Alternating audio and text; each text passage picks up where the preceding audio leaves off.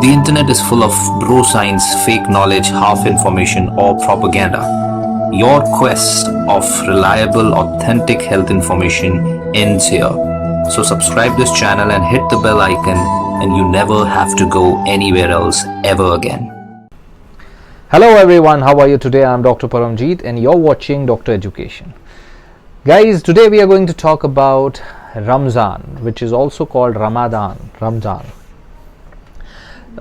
This topic is important because it's starting very soon, and why it is important, this is because this period is very important for our Muslim friends, and during this period there are certain things which they should know, which we should know, which doctors should know about how this can affect their health, right? And Ramzan is very important spiritually also, right? Fasting during Ramzan is what Muslims do. They abstain from specific habits and behavior from dawn to sunset, and this is one of their 5 pillars of Islam, right? And this Ramzan is basically the 9th month of their Islamic lunar calendar and is observed as the month of fasting, right? All the Muslims are expected to fast, but certain people, certain groups are are restricted, are having exemption, right? Like people who are sick, who are frail, right? Some pregnant women, etc., depending upon my understanding, right? But the point is, very high spirituality, religiosity, and personal beliefs are involved in this time, and it can affect patients, it can affect your health and even health behavior and adherence to treatment, right? And even doctors, healthcare providers need to learn how fasting during Ramzan can affect the health of their Muslim patients, right? Especially those who have a chronic disease, right? And then they should understand how they can help them achieve safe fasting. This is important, safe fasting, right?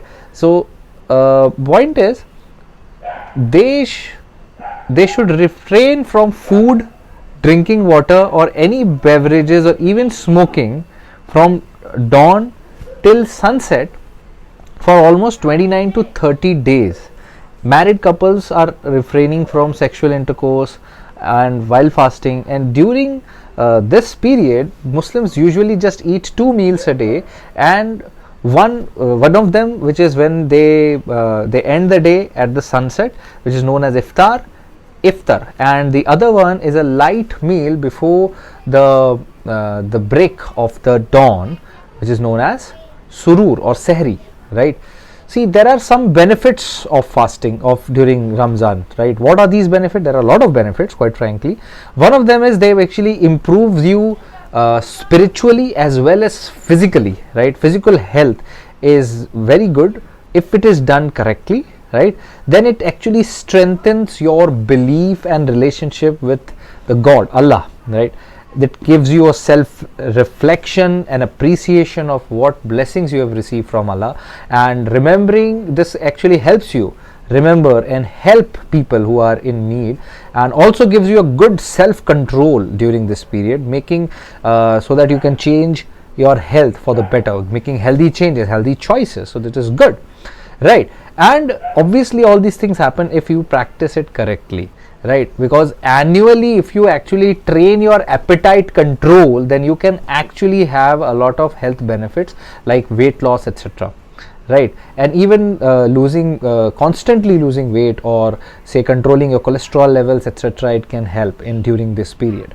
So this also can be a very good time for people or individuals who want to quit smoking, because obviously during this period you don't smoke, and then you can actually continue that. So this is there, but there are some risks also. What are the risks? See, there are several excuses for not fasting during this period. For example, many people say, right, that there are pre-pubertal children, women during their menstrual period, post natal bleeding, travelers, pregnant women, breastfeeding women who believe that their fasting for long hours may harm to their babies, they may be exempted, right? Elderlies who cannot tolerate fasting, mentally disabled people, sick people whom fasting can actually aggravate their disease condition, they are also exempted. But in spite of all these things, many Muslim patients who have chronic medical conditions like diabetes or even heart disease or other things can actually choose to fast. They still choose to fast, and they may discontinue their medication, diabetes patients, etc. So that can cause issues, right, in the treatment. It can cause changes in their disease control and can even have serious complications. Now that's where you need to understand, because when they discontinue the treatment regimen, right, with or without their doctor's advice, this can lead to a lot of things ranging from dehydration to hypoglycemia, hyperglycemia, diabetic ketoacidosis, and many other complications, right?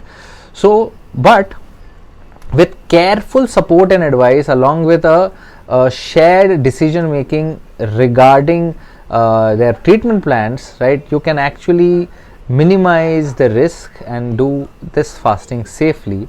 So obviously whether or not to fast is your decision, and but it is important for you to actually get a medical advice to ensure that you do this fasting safely. So what is the medical advice during this period? The best medical advice is a pre-Ramzan medical assessment, right? Pre-Ramzan medical assessment should be done, right, and this will be helpful to achieve a safe fasting.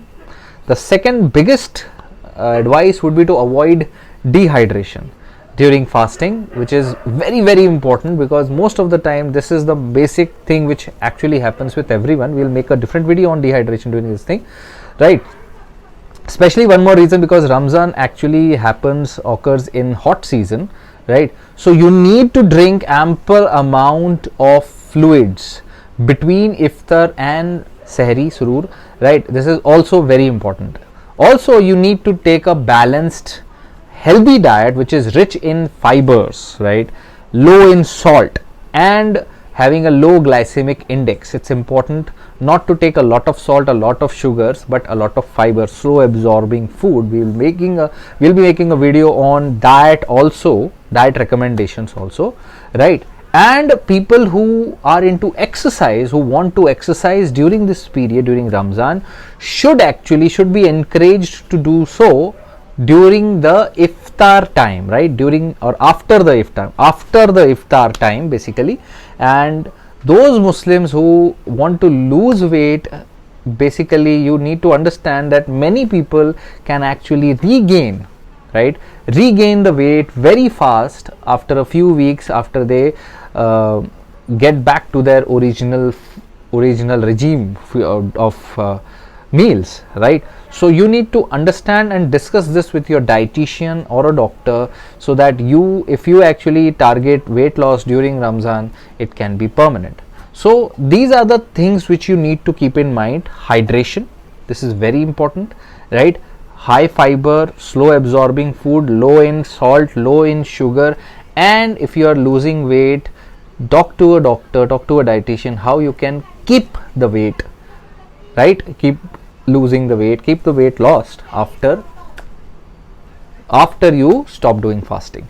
So these are the points which you need to understand. So we will be covering these points in details in the upcoming video. So make sure to follow this series. Thank you so much for joining, and good luck to all our Muslim friends who are going to fast, and all our best wishes are with you. May Allah bless you. Thank you.